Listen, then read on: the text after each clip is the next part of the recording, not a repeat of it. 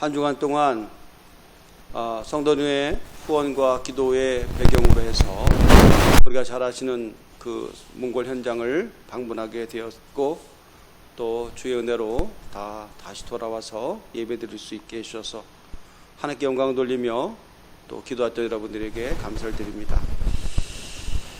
오늘 하는 말씀을 이렇게 보면 아주 간단한 누가복음의 말씀입니다.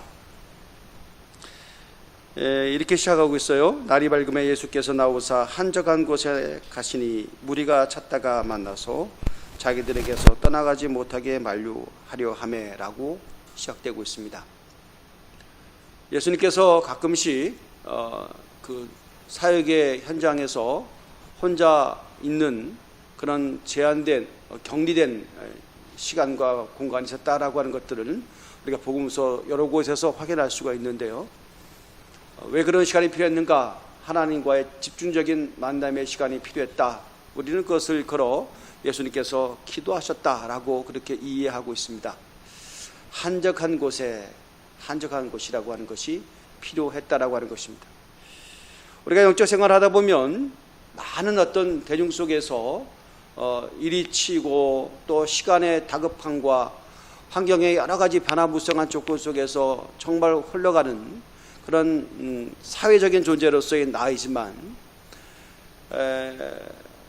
하나님과 깊은 만남이라고 하는 어떤 그 절대적인 시간 그리고 절대적인 공간이 필요하다라고 하는 것에 대한 영성을 우리가 분명히 읽어내야 된다라고 하는 것입니다.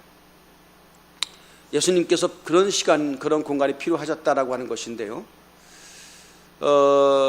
무리가 예수님을 찾았습니다. 필요했다라고 하는 것이죠. 그분이 있어야지만 된다라고 하는 어떤 환경적 요청이, 상황적 요청이 있었어요. 그리고 한 곳에서 은혜를 베풀면 그 지역에서는 예수님이 이곳에 정착해서 함께 자신들의 필요한 것들을 공급하는 그런 공급처가 되기를 원했다라고 하는 것이죠. 그래서 자기들에게 떠나가지 못하게 만류하셨다라고 하는 것입니다. 그럴 수 있어요. 너무나 필요한 존재이니까 예수님이 그러셨다라고 하는 것입니다. 우리가 복음을 전할 때도 보면 우리 이런 말을 많이 하잖아요. 필요 중심적 전도, 그죠? 그들의 필요를 채워줄 때 복음의 능력이, 하나님의 나라가 더 강력하게 확장된다는 것을 경험하고 있기 때문에 우리에게 복음을 전했던 과거에 우리 선교사님도 조선시대가 필요한 것들을 공급했어요. 필요한 것들을 채워줬죠. 그것이 바로 의료였고 그것이 바로 교육이었다라고 하는 것입니다. 구제도 물론 포함되어 있었기 때문에, 그래서 조선 이 백성들이 선교사의 도움이라고 하는 어떤 지대한 영향 속에서 한국교회가 만들었다라고 하는 것 당연한 것이었습니다. 만류했다. 예수님이 떠나지 못하도록 특정한 자기가 있는 지역에 머물도록 만류했다라고 하는 것입니다. 그런데 예수께서 하셨던 말씀은 43절 이렇게 말씀하고 있습니다. 예수께서 이르시되 내가 다른 동네에도 하나님의 나라의 복음을 전하여야 하리니 나는 이 일을 위하여 보내심을 받았노라 하시고, 그리고 갈릴리 여러 회당에서 전도하시더라 라고 이렇게 오늘 본문의 딱 석절의 말씀입니다. 내가 다른 동네에도 43절에 에서도 하나님 나라 복음을 전하여야 한다 라고 하는 겁니다. 복음이라고 하는 것들이 복음의 역동성이죠. 하나님의 나라는 한 곳에 정착 뿌리 내리는 것도 중요하지만 그곳에서 하나님의 나라의 영적인 힘들이 형성되어 뿌리를 내리고 자라나게 되어지면 그 하나님의 나라에 팽창이 일어난다라고 하는 것입니다. 그건 당연한 거예요. 우리가 예전에 그런 말도 여러분 들으셨죠? 죽으면 몸이 굳는다. 그건 당연한 거예요. 돌아가시는 분들은 굳습니다. 여러분 생명이 떨어지게 되면 제일 처음에 일어나는 현상들이 여러 가지 있는데 그 중에 하나가 몸이 굳게 됩니다. 당연한 거예요. 돌아가셨는데 몸이 안 굳으면 그것 좀 힘듭니다. 그죠? 여러분 의지와 관계없이 생명을 잃어버리면 굳게 되어 있다라고 하는 것입니다. 그래서 그 반대의 역설적인 어떤 명제도 가능하죠. 그렇기 때문에 우리가 안 죽으려면 어떻게 해야 돼요? 몸이 굳지 않게 해야 된다라고 하는 거죠. 죽으면 굳습니다. 그 말은 굳으면 죽습니다와 똑같은 말이에요. 여러분께서 계속 움직이셔야 돼요. 할렐루야. 네. 뭐래도 아멘 할까. 이렇게 움직이시는 분이 복받는 분들이. 할렐루야. 계속해서 어쨌든 나이는 숫자에 불과하다는 말이 맞다라고 하는 것이 증명되기 위해서는 우리가 계속 움직이셔야 돼요. 네. 불편하게도 우리가 자꾸 연세가 드시면 이 움직임의 폭과 강도가 약해지게 된다라고 하는 건 당연한 거지만 어쨌든 의지를 가지고 움직이셔야 된다라고 하는 겁니다. 어느 장소건 어느 나라 어느 때고 간에 아이들을 보십시오. 아이들이 가장 힘들어하는 건요, 가만히 정착시켜 놓는 거예요. 제일 힘들어합니다. 아이들은 무조건 뛰게 돼 있어요. 그죠? 이번에도 어떤 몽골에 가서 음식점 갔는데, 중국 음식점 갔는데, 아따, 한국 애들 저리 가더라고. 뛰더라고, 애들이. 완전 놀이터인지 뭔지. 근데 거기도 애들을 중요시 여기니까 아무도 만류하는 사람이 없어요. 내가 생각을 했어요. 야, 역시 여러분, 애들은 뛰게 되어 있습니다. 젊을수록 뛰게 되어 있어요. 그건 당연한 거예요. 그러니까 그 뛰임에 대해서 우리가 뭘 할 수 없는 거예요. 그거는 당연한 거예요. 여러분, 복음을 처음에 받아들이고 은혜를 처음에 받게 되면 영적 어린아이잖아요. 영적 애들은 여러분 뛰게 돼 있어요. 할렐루야. 뛰게 돼. 그걸 못 뛰게 하면 병나는 거예요. 그죠? 안 움직이는 사람 움직이게 해도 병나지만 움직이는 사람 못 움직이게 하는 게 더 힘들어. 움직이게 돼 있어요. 여러분, 우리가 하나님의 나라, 사고도 마찬가지고 우리 생각도 마찬가지예요. 여러분, 이 사고도요, 한 곳에 갇혀 있거나 한 주제에 아직 묶여져 있으면 우리는 뭐예요? 갇혀 있는 세계관이라고 그러죠. 답답한 거예요. 여러분들은 어떻게 간에 하나님의 말씀을 많이 읽으셔가지고 영적인 어떤 해안들이 열려가지고 모든 사고들을 다 수용해서 복음으로 재해석할 수 있는 은혜를 받으셔야 돼요. 할렐루야. 그렇지 않으면요, 답답해요. 여러분, 답답해요. 그래서 제일 힘들어하는 게 뭐냐면 경직된 사고, 하나뿐이 못 봐. 시야가 1차원적이야. 얼마나 답답한지 몰라요.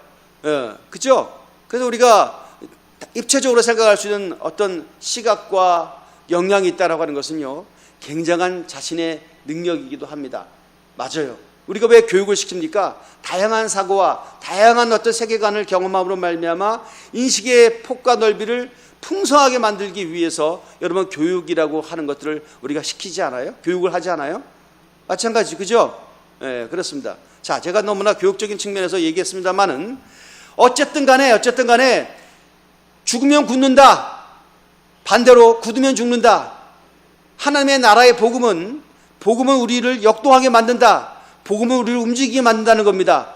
복음은 그 얘기는 뭐냐면 복음은 교회로 하여금 죽지 않게 만든다는 거예요. 왜? 움직이게 만드는 거니까. 아멘. 할렐루야. 그래서 하나님의 말씀이 우리 가운데 떨어지면 그게 복음이니까 복음은 우리의 심령을 역동하게 만듭니다. 그래서 복음은 명사가 아니라 동사예요. 복음은 움직이는 거예요. 할렐루야. 영혼을 품고 기도하는 것도 여러분 영적으로 움직이는 거랑 마찬가지예요.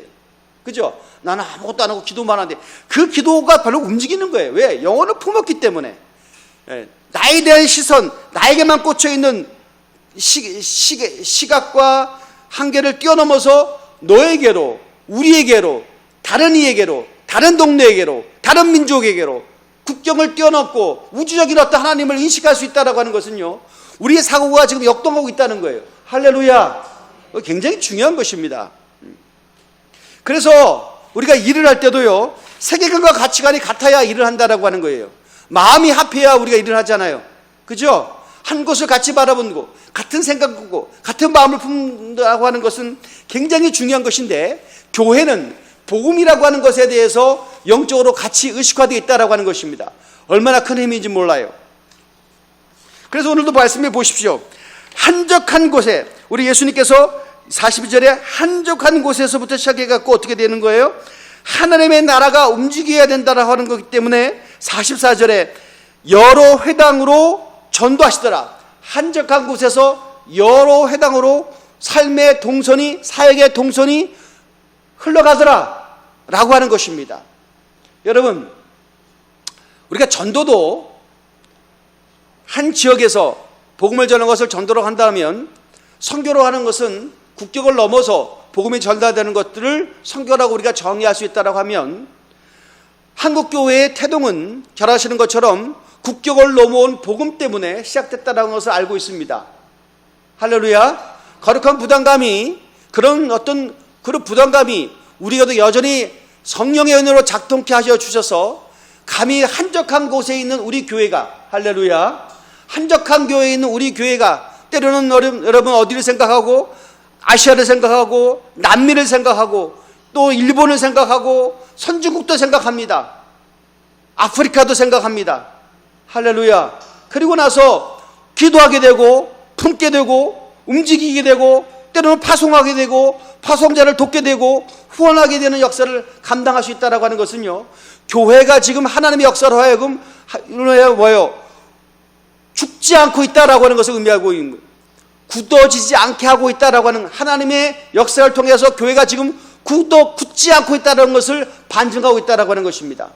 할렐루야. 굉장히 중요한 것이에요.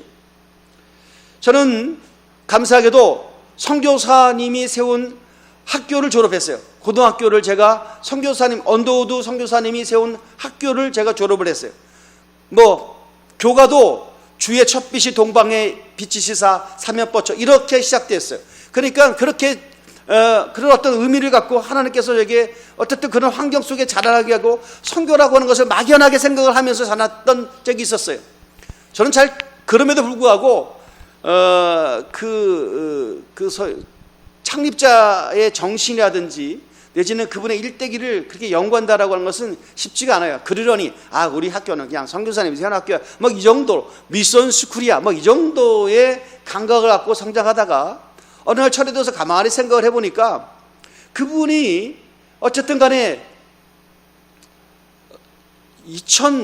1916년에 고향 미국에 가서 다시 돌아가셨는데, 그의 나이를 따져보니까요, 저보다 훨씬 적어요. 50대 후반에 돌아가셨어요. 물론 그분이 한국에 올 때는 의료를 준비하고, 나름대로 공부도 많이 하고, 나름대로 선교 후원도 많이, 어쨌든 전략적인 어떤 것도 갖고 오셨고, 그 당시는 최고의 높은 수준의 어떤 학식과 또는 높은 수준의 어떤 인격을 갖고, 또 도덕성과 영성을 갖고 이 땅에 오셨지만, 지금 생각하면 너무나 아쉬운 나이예요. 그죠? 50대 중반이면 우리 여보는 한참이잖아. 저는 그 생각을 하니까 오늘 말씀을 준비하고 문득, 내가 언더우드 선교사님을 비교해보면 내가 지금 덤으로 사는 인생이구나, 할렐루야, 라는 생각이 들게 되는 거예요. 그 귀한 종을 하나님께 더 살려주셨으면 더 파워풀한 일을, 더 다양하고 더 의미 있는 일을 하나님의 나라가 이루어졌었는데, 왜 귀한 재혼을 50 정도, 50 그리고 플러스 몇 년을 더 살다가 하늘나라를 불러가셨을까? 하나님 보시기 때는 이 땅보다 더 좋은 그곳이 있기 때문에 너의 역할이 여기까지라고 생각하셨기 때문에 불러가셨으니, 우리는 조금 아쉬운 나이지만 하나님 나라를 위해서는 완전한 나이다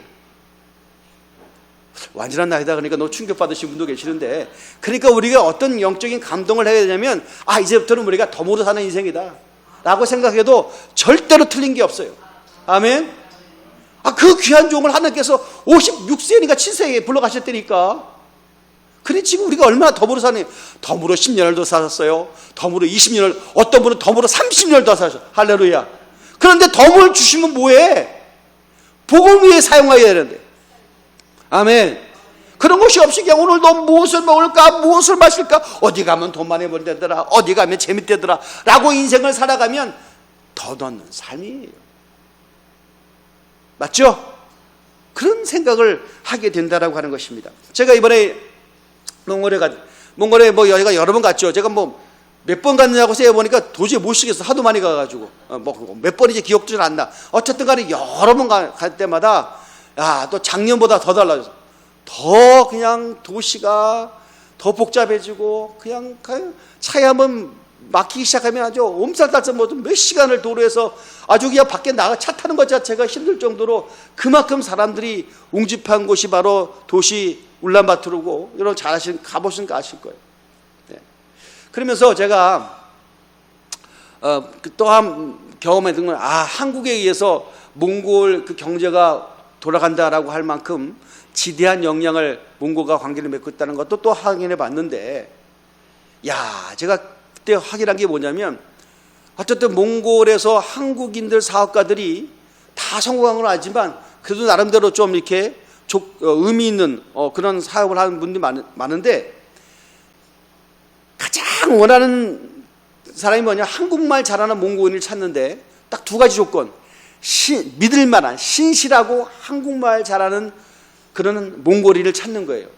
그러니까 한국말을 잘하는 몽골이, 그러니까 적당히 말하는 사람보다 아주 한국말을 한국 사람처럼 잘하는 사람을 찾으면요, 그리고 신실하다라고 하는 조건만 갖추면요, 그래서 우리가 잘 아시는 영경련 선교사님에게 제가 이제 우리가 어떤 거기 가서 정말 사업으로 성공한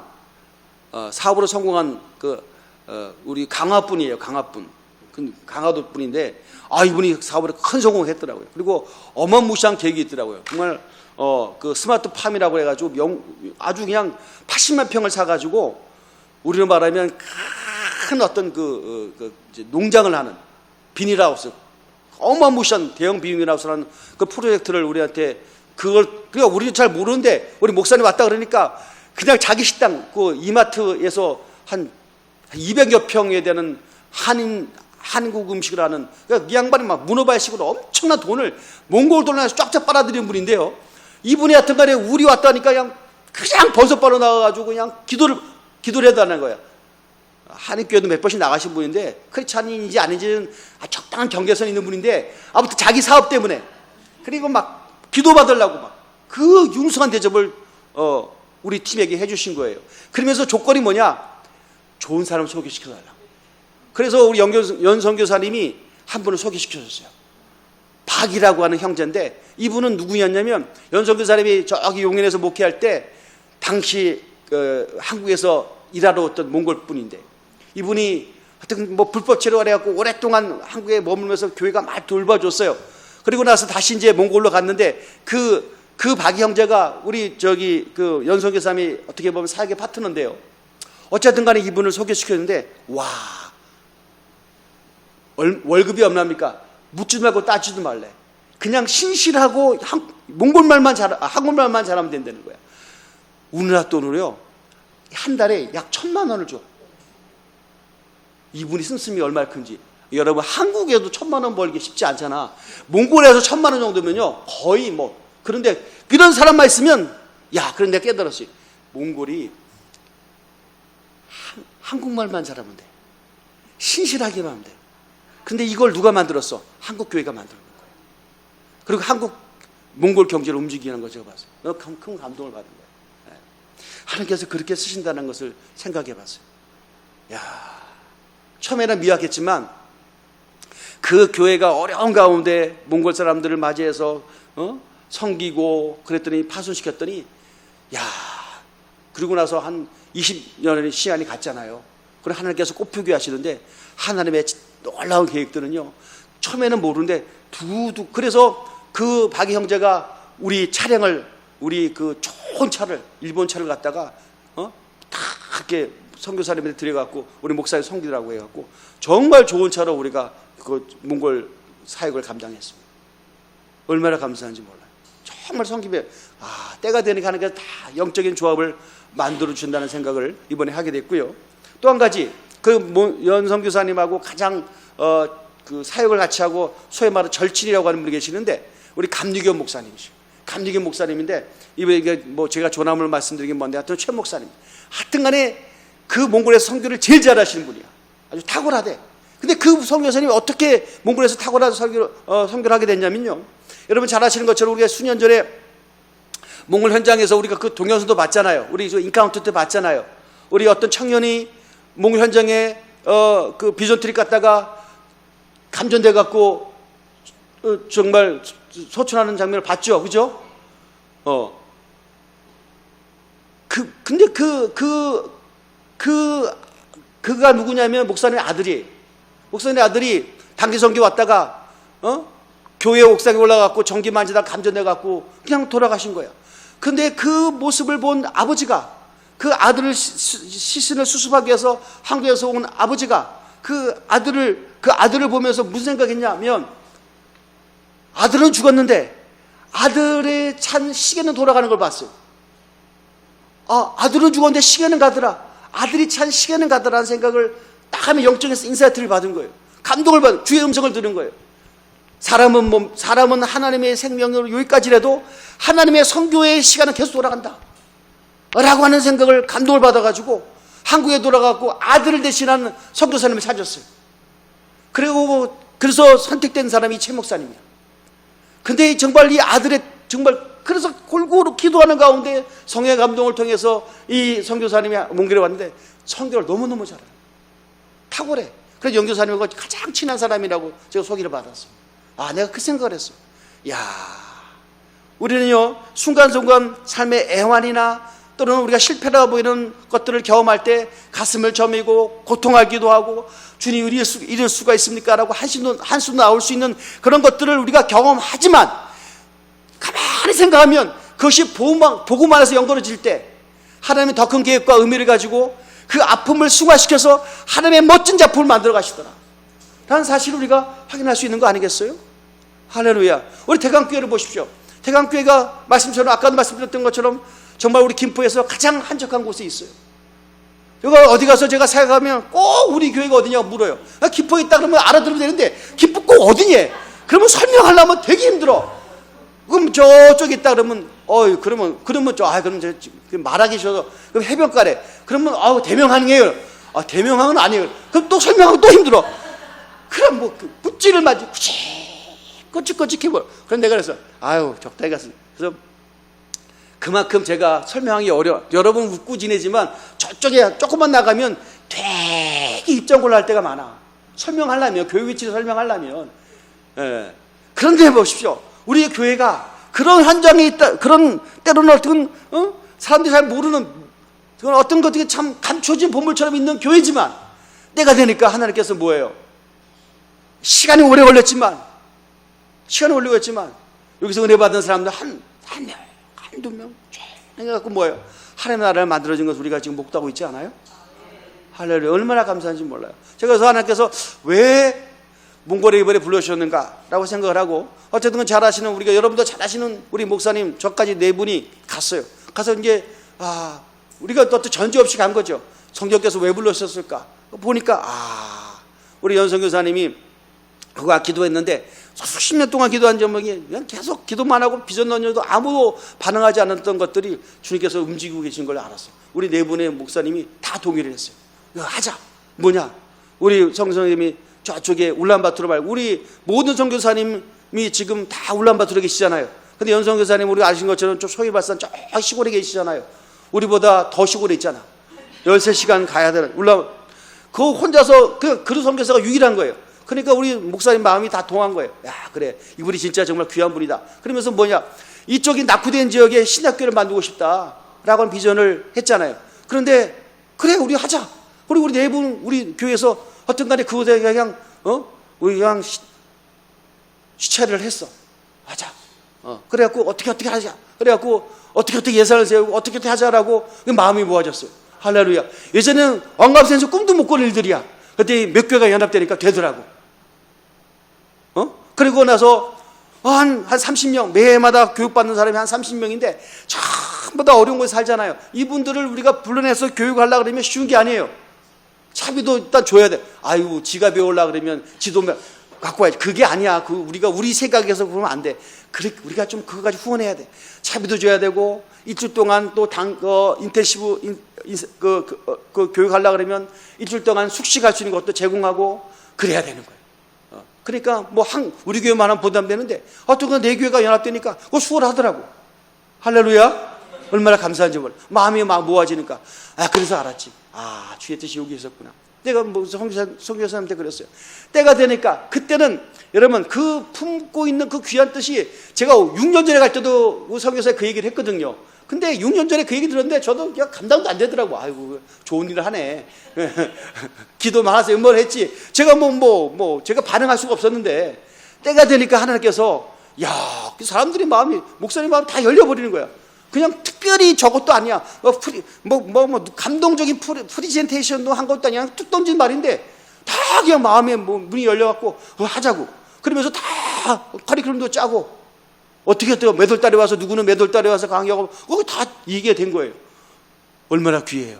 하나님께서 로켓을 쏘시고 그냥 그전까지는 다 준비 작업하지만 딱 불을 땡기시면요 팍 올라갑니다. 그 정지 작업이 때로는 길어 보이고 힘들어 보이고 지루해 보이고 되는 거야 많은 거야 라고 하지만 때가 되면 하나님의 역사 그렇게 가시는 거예요. 성경은 그런 거더라고 보니까. 할렐루야.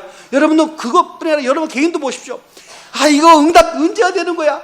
그래요. 이거 기도해 말어. 포기해 말어. 내가 기도해놓고 잊어먹을 정도로 다 오랫동안 기도한 제목이 있을런지 몰라. 예, 주님께서 감동 주셨기 때문에 그 기도 제목 주셨던 거지. 포기하지 말라고. 그런데 여러분 우리가 볼 때는 지루하고 정말 되는지 마는지 헷갈리지 모르지만 하나님의 때가 되면요 그거는 누가 못 말리는 거예요. 할렐루야. 하나님의 복 주시려는 그 때가 딱 되면 그 타이밍만 맞으면 여러분 나가도 복을 받고 들어봐도 복을 받고 하나님 그만 복을 주세요라고 할 만큼 복의 벼락이 내리실 줄 믿습니다. 할렐루야. 그건 모르는 거야. 우리는 그냥 인내하고 말씀조차 있으라는 자리에 있고 품으라는 비전을 품고 지루하고 힘들지만 같이 격려하면서 그 현장을 지키고 있으면 되는 줄 믿습니다. 할렐루야. 얼마나 감사합니다. 그래서 내가 교회를 봤어요. 우리 교회가 과연 뭘까? 힘들지. 어려울 게 많지. 여러분은 교회를 사랑하고 저도 사랑합니다. 사랑하지만 주님 우리가 교회를 이토록 사랑하고 성도를 이토록 사랑하고 주님을 이토록 사랑하면 주님 엄청난 어떤 성장을 주셔야지 라는 생각도 했지만 그래서 제가 좀 내려놨자 그랬잖아요. 그죠? 저는 사실 성장에 대해서는 어떤 번영 신학에 입각한 성장을 내려놨어요. 그럼 성장되면 좋지만 거세게 목매일 필요 없어. 그냥 한두 명의 제자라도 만들어주고 하나님의 영광 위해서 파송되어진다고 한다면 이것만큼 귀한 사람이 없다는 사실을 갖게 돼서부터 자유해지기 시작한 거예요. 그런데 여러분 선교의 비전을 품고 가슴이 뜨거워지기 시작하면부터 우리의 세계관이 엄청 넓어지기 시작하는 거예요. 할렐루야. 우리 장로님 선교처럼 막 감동적인 막 기도를 하잖아. 막 에살바도르지 거기 에콰도르인가 에살바도르지. 에살바도르를 품고 몽골을 품고 할렐루야. 그 뜨거운 심령이 얼마나 하나님 앞에 귀한 것인지 몰라요. 여러분 우리가 이 한적강국에 사는 사람들이 어떻게 세계 선교를 생각하고 어떻게 선교를 생각해. 그냥 막연하고 그냥 우리가 안 하고 남이 하겠지라 정도의 그런 주제였던 것들이 어느덧 점점 다가와 우리의 일상의 가장 중심에 선 하나님의 영적인 어떤 핵심이 됐다라고 하는 것입니다. 얼마나 감사한지 몰라요. 안 감사하는구나. 감사하기 바랍니다. 할렐루야.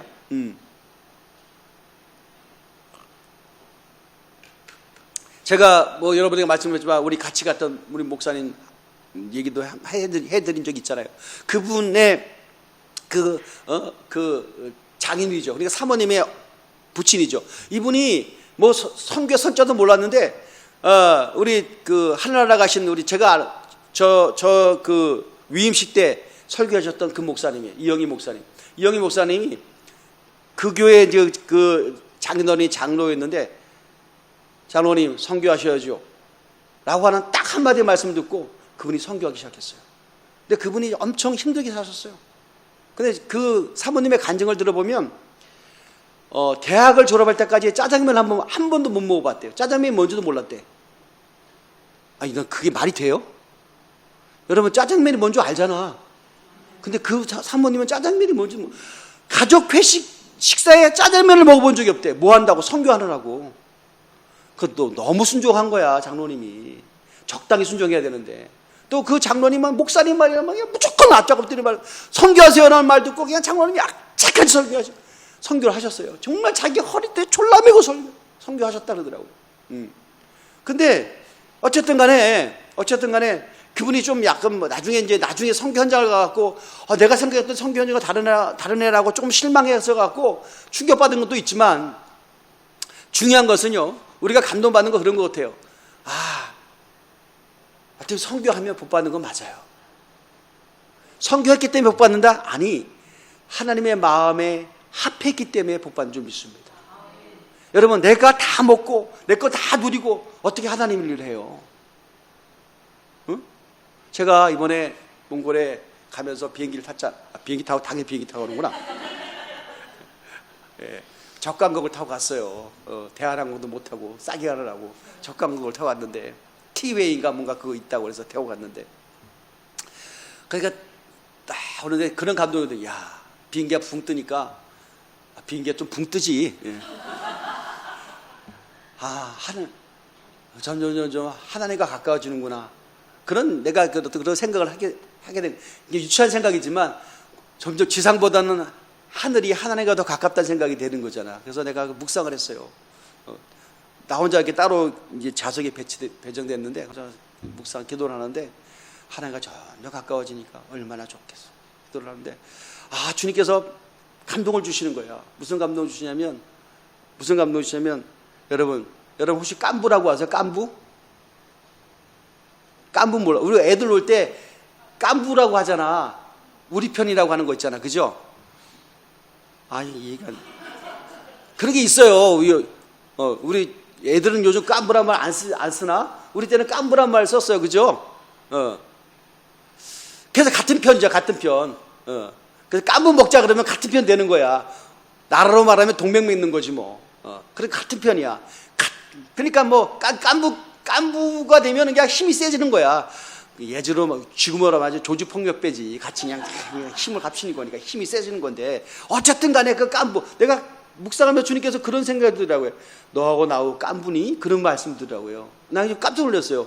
하나님과 제가 깐부라니요. 하나님과 저는 종이지. 어떻게 하나님과 제가 맞먹어요. 그런데 깐부라는 얘기가 뭐냐면 같이 가고 같이 생각하고 동서를 같이 하고, 그게 깐부더라고. 그래서 주님께서 그런 말씀 주시는 거예요.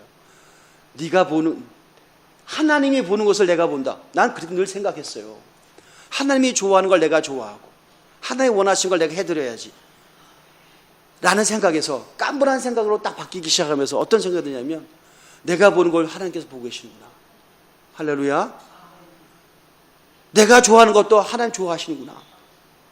는 생각으로, 이거 인본주의 신앙은 아니에요. 그런 감동이 오니까 내가 너무나 큰 위로를 받는 거예요. 하나님, 너 어떻게 이 지렁이 같은 못한 자에게 그런 감동을 주시니까.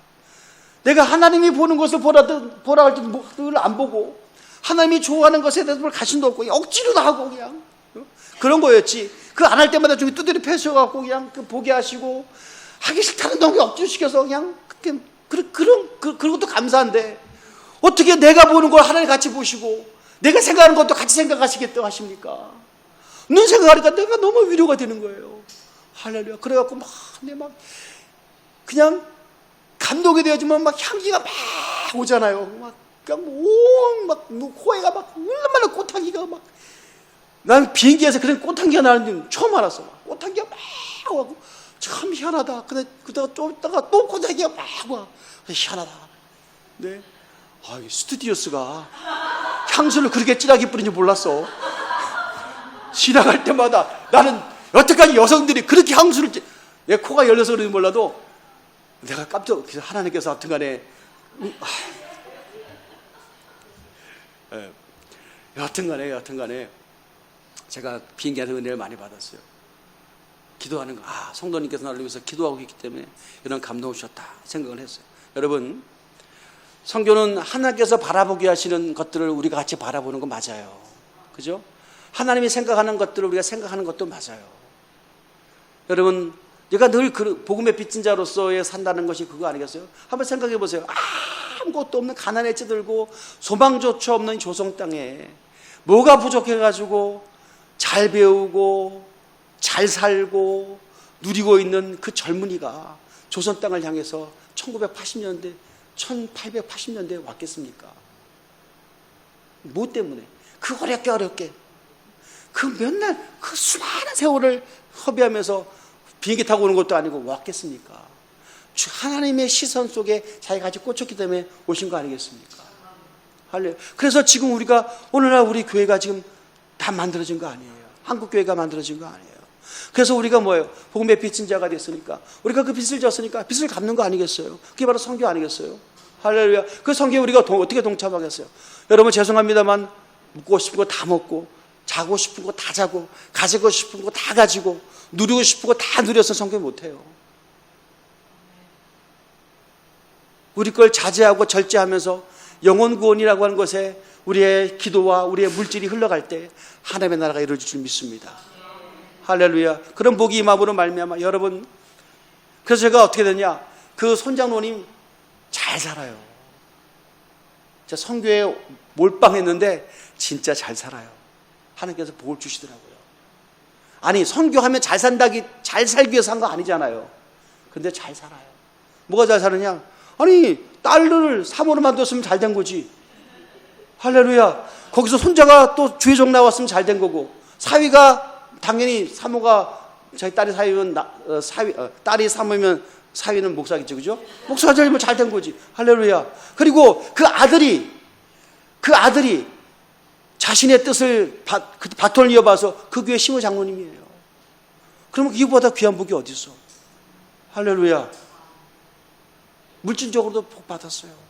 그리고 노예에서도 어려운 그 개척교회 목사님들, 그 장로 유명해요. 다 도와주는 걸로. 그러면 성공한 거지. 할렐루야. 여러분, 성교한 복 받습니다. 영적인 복을 받고, 건강의 복을 받고, 물질의 복을 받습니다. 할렐루야. 그런 교회, 그런 하나님의 사역에 우리 교회가 사용되어 있다는 사실에 대한 감동과 감사가 있기 때문에 그런 것이 우리의 큰 영적인 우리 교회의 자산이 되게 하시고, 또 복을 받는 영적인 그릇이 되는 귀한 복이 함께 하시기를 예수 이름으로 축원을 드립니다. 기도하겠습니다.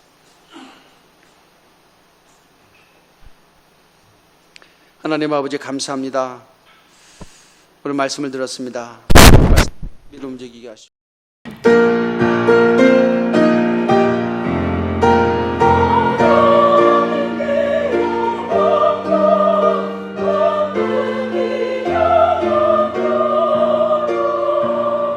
영원히